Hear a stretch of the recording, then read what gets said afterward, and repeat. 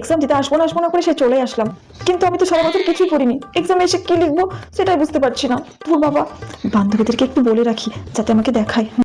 পূজা, বলছি আমাকে একটু দেখা সবে। আচ্ছা আচ্ছা, তুই যেগুলো পারবি আমাকে বলে দিবি, আর আমি যেগুলো পারবো তোকে বলে দেবো, কেমন? আমি তো কিছুই পারবো না, কিন্তু ওকে হ্যাঁ বলে দিই। হ্যাঁ হ্যাঁ, আমিও তোকে দেখাবো, তুই যেগুলো পারবি আমাকে দেখাস, ঠিক আছে?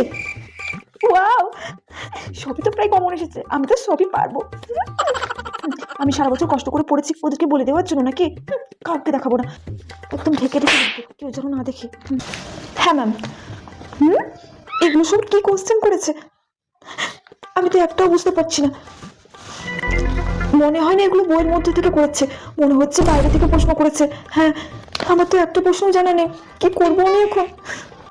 কিছু তো বুঝতে পারছি না, পূজাকে একটু বলি দেখাতে। এই পূজা, পূজা তো শুনতেই পাচ্ছে না।